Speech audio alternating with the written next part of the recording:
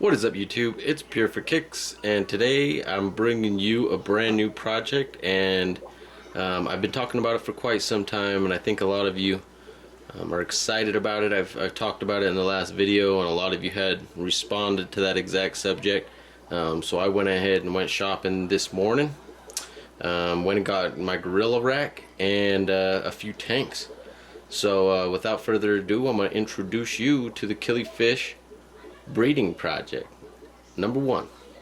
As you can see right now, we're working on some Rokovi Barrera, I believe is how you pronounce it, 98. I got a male and a female, and I have their peat moss substrate, which we're going to be taking out today and finishing out the Killifish Project series. So be looking forward to that. We're still trying to get eggs in that series. If you haven't seen that series at all, that's when I started trying out Killifish, got them from eggs, and bring them to where they're at. These ones, if you want to know where to, know or how to do that, you can follow me as I learned and learn for yourself. But this one, we're gonna go ahead and show you some breeding supplies. So today I took myself to Home Depot. And I actually went to PetSmart as well. And let me show you some of the tanks that I picked up today. Now these are a little bit smaller than usual, but as you can see, I got 3 2.5 gallon glass tanks. Yeah, they're a pretty good deal. They come with the glass top, so as you can see, all of them have the glass top in here, which is really nice to have for the project. And the 2.5s are going to be really good for the breeding part. We're going to be growing them out and hatching eggs in a lot bigger tanks, but for the breeding end with the pairs, I want to do in 2.5, so we're going to go ahead and do that. I have 3 2.5s right here, and these were $14.99 at PetSmart, and I have one more in my fish room that we're going to set up with this, so I'll have 4 total for now, and we'll see if we need more later. As you can see, again, we're working on the fish room again today.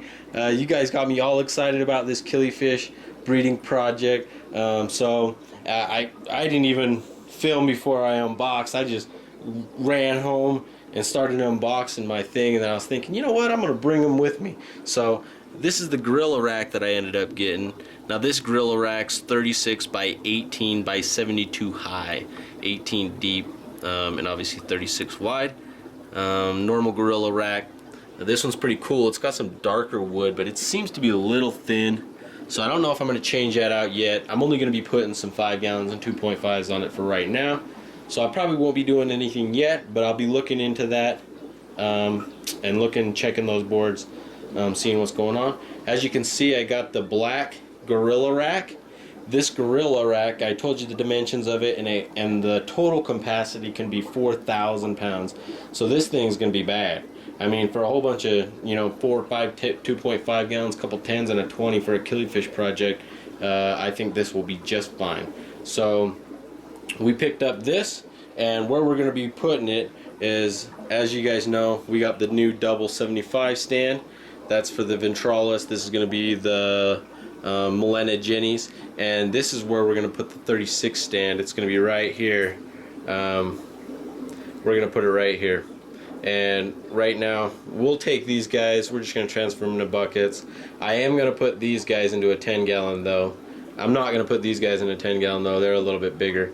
What I'm going to do is just put them in buckets as soon as I get the stand set up. I think what I wanted to do is put 2 20s on bottoms, 4 10s or 3 10s, what I can fit, and then some 2.5s across the top. So what I got to do right now is figure out the highness that I want in between levels as far as this goes. I need to find out, how I want this little thing to go. Whether I want to maybe even skip this one altogether, or I'm just gonna have to rearrange them.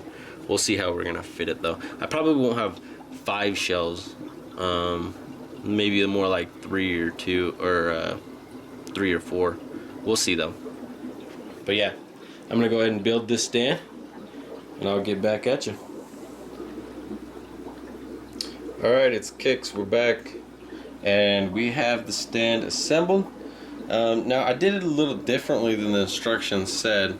This is actually a 5-shelf gorilla rack system, as you can see right here on the picture. It's a 5-shelf, but I ended up only doing 4 of them because I spread them out. I put one like right here and then like one right here, and then the top will be just some shelving compartments because I wanted to put 20s on the bottom, 3 10s, and then like all my 40 or 2.5s on the top. So as you can see how I did it, let me put this board on the side.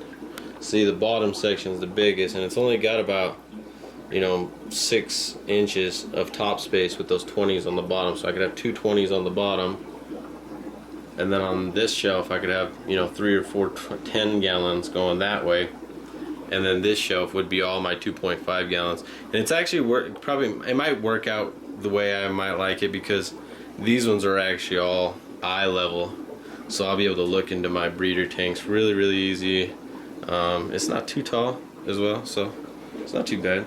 And then the 10s, I can get into all the maintenance, all the baby grow outs, and then the bigger grow outs. So hopefully this will work. Let me know if you guys ever heard of the gorilla stands or these type metal stands not working properly because of all the shelves not being in there.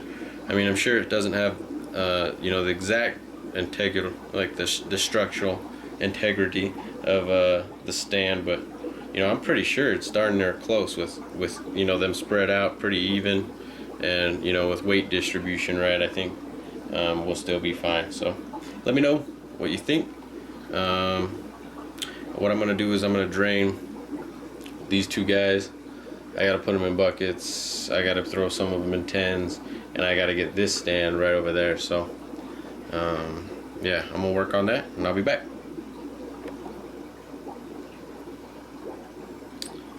Alright YouTube, we're back, and we're done with the stand. We've got it into place of where I want it. Yeah, and it's all together. As you can see, we put the 20 gallon on the bottom. I have a 5.5, or I have my 5.5 right there, and then we have some 2.5s right here. These are some new ones. Obviously, I just showed you the 2.5. These ones are really nice though because they come with the top. 14 bucks, you can't beat that. As you can see, I only have 20 right now going across, or 22, and I'll have room for 4, so that'll be nice.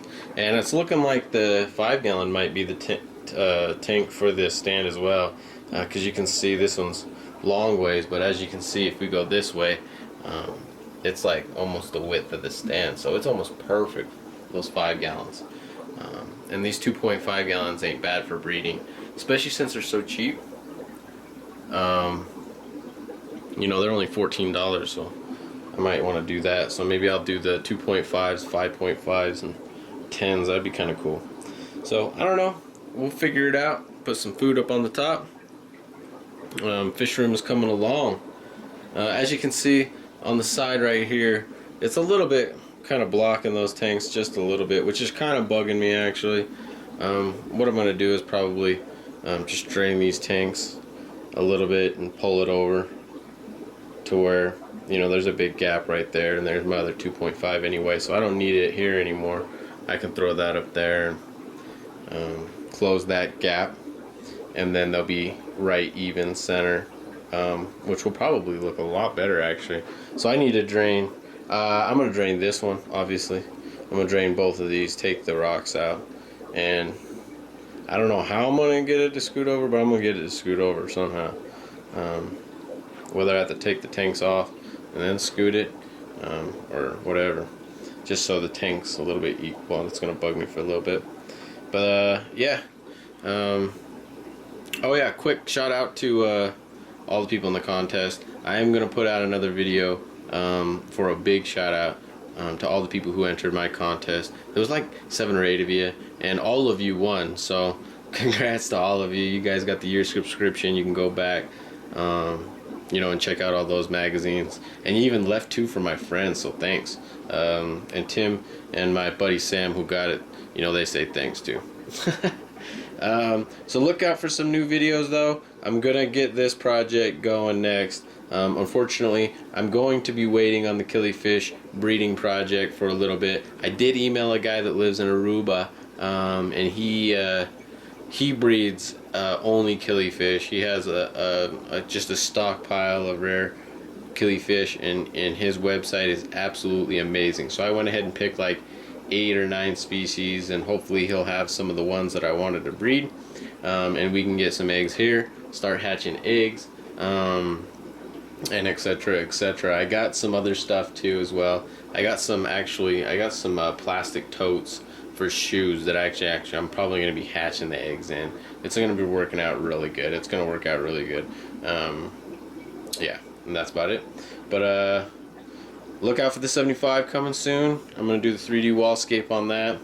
I got some moving to do. Now that's going to kill me until I do it, so I don't even want to think about it, but I'll probably be doing it tomorrow. But who knows? Yeah, so that's about it.